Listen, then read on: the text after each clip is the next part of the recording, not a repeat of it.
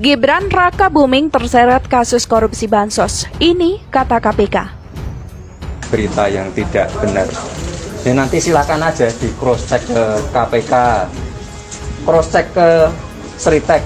Kayaknya pihak Sritek juga sudah mengeluarkan statement. Jadi itu berita-berita yang tidak benar dan tidak bisa dibuktikan. Apabila dalam rangka pengawasan kami menemukan, KPK menemukan ada penyimpangan terhadap anggaran, maka KPK akan melakukan tindakan tegas, melakukan penyelidikan, penyidikan, penuntutan, dan mengajukan pengadilan. Dan ingat bahwa pelaku korupsi di tengah bencana, ancaman hukuman pidana mati. Ya, kalau mau korupsi kok kenapa korupsinya baru sekarang, nggak dulu-dulu? Enggak, saya nggak pernah seperti itu. Dan karena itu, pandangan saya, kita tidak bisa menganggap ini cuma korupsi biasa. Kalau pengen proyek ya proyek yang lebih gede, PLN, Pertamina, jalan tol itu nilainya triliunan. Saya nggak pernah seperti itu, apalagi ikut campur seperti itu. Silakan nanti di cross check aja ke pihak Sritek. Bagaimana hukum koruptor? Apakah juga potong tangan? Kalau koruptor itu sudah kerusakan, dia soalnya mengambil hak pemerintah, uang orang banyak. Ini sudah masuk dalam merampok tadi. Hukumnya sudah bukan lagi dipotong tangan, tapi hukumnya dikisos. Ya. Mudah-mudahan itu ada aspek jerahnya. Tapi kita lihat ya nanti apakah akan ada orang yang dihukum mati ya karena korupsi anggaran dari COVID-19. Saya kira harus. Itu. Tinggal sepakat nanti bagaimana lembaga-lembaga peradilan, hakim itu yakin bahwa betul korupsi ini dilakukan dalam masa bencana, hukuman mati. Ini jadi warning ini. Ke KPK, saya nggak pernah yang namanya ikut campur seperti itu. Sumber dana kampanye selama ini gimana? Loh, kan bisa dicek sendiri, bisa dicek semua. LHKPN, dana kampanye, semuanya bisa dicek online. Silakan nanti cek ke Bu Roro. Kita nggak pernah ada yang namanya ditutup-tutupin. Ini saya ingatkan terus kepada kementerian lembaga. Korupsi yang dilakukan di saat pandemik atau bencana, itu hukumannya hukuman pidana mati, Mbak Desi. Ya. Mudah-mudahan ini bisa mengingatkan kepada kawan-kawan semua. Ya. Nggak pernah seperti itu berita yang tidak benar. Ya nanti silakan aja di cross check ke KPK, cross check ke Sritek. Artinya, bansos ini salah satu jalan untuk survive. Ini yang dikorupsi, Bang Gani.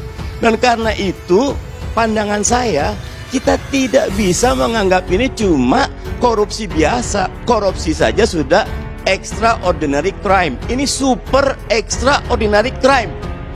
Dan karena itu, saya mengajak kepada semua itu, kita dukung KPK untuk lebih jauh lagi, oke? Putra sulung Presiden Joko Widodo atau Jokowi, Gibran Raka Buming Raka, disebut-sebut terlibat skandal korupsi bansos COVID-19. Dalam laporan investigasi majalah Tempo, Gibran disebut merekomendasikan PT Sritek untuk pengadaan kantong sembako bansos.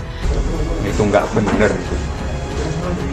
Saya tuh tidak pernah merekomendasikan atau memerintah atau ikut campur dalam urusan bansos ini, apalagi merekomendasikan goodie bag.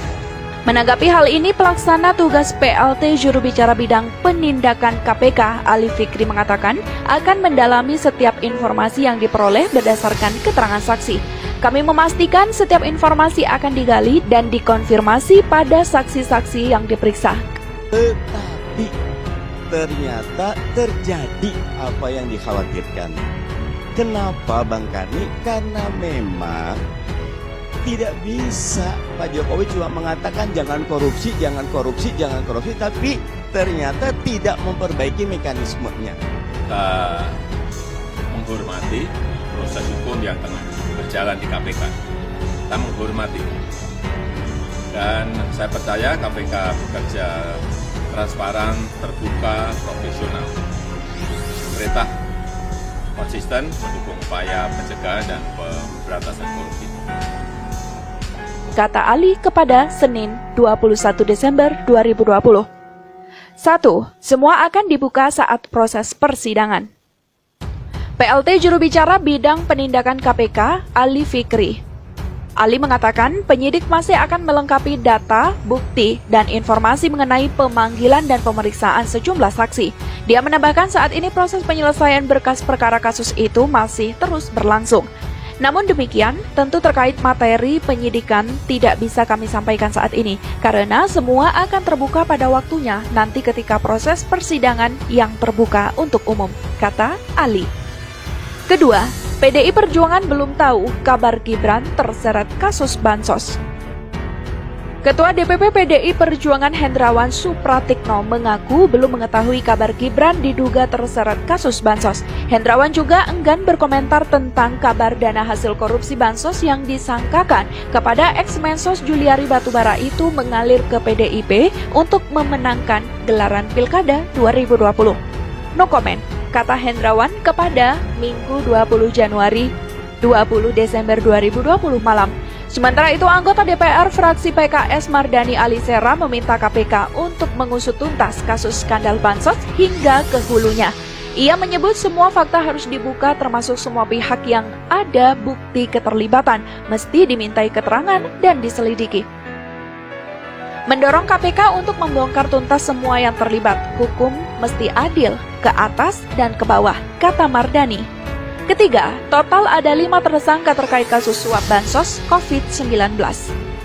Pejabat pembuat komitmen di Kementerian Sosial Matius Djoko Santoso berjalan menuju mobil tahanan usai diperiksa di gedung KPK, Jakarta, Minggu 6 Desember 2020. Dalam kasus ini, KPK sudah menetapkan 5 orang tersangka sebagai pihak terduga penerima, yakni Juliari, serta 2 pejabat PPK Kemensos, Matius Djoko Santoso dan Adi Wahyono, sebagai pihak terduga pemberi Adrian I.M. dan Hari Sidabuke, yang merupakan pihak swasta. Dalam OTT kasus dugaan suap program Bansos COVID-19, KPK mengamankan barang bukti uang tunai 14,5 miliar rupiah dengan pecahan mata uang rupiah dan mata uang asing.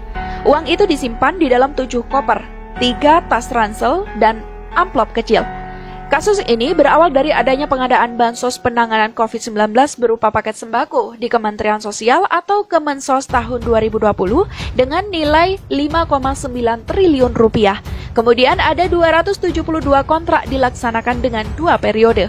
Juliari Batubara menunjuk Matius dan Adi Wahyono sebagai pejabat pembuat komitmen atau PPK untuk melaksanakan proyek tersebut. Mereka menunjuk langsung para pihak yang menjadi rekanan. Dan diduga disepakati ditetapkan adanya fee dari tiap-tiap paket pekerjaan yang harus disetorkan para rekanan kepada Kementerian Sosial melalui MCS atau Matius. Untuk fee, tiap paket bansos disepakati oleh MCS atau Matius dan AW atau Adi sebesar Rp10.000 per paket sembako dari nilai Rp300.000 per paket bansos. Jelas Ketua KPK Firly Bahuri dalam konferensi pers yang disiarkan akun YouTube KPK Minggu 6 Desember 2020.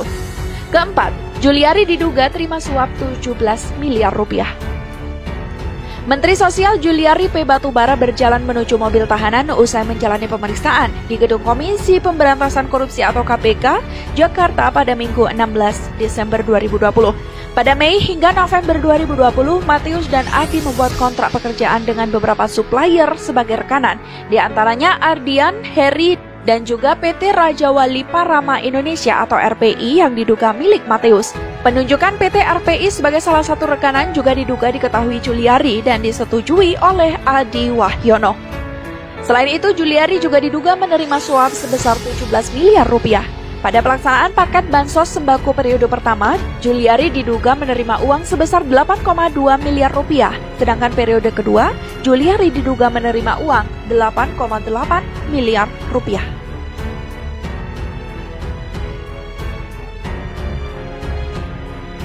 Ketiga, total ada 5 tersangka terkait kasus suap bansos COVID-19.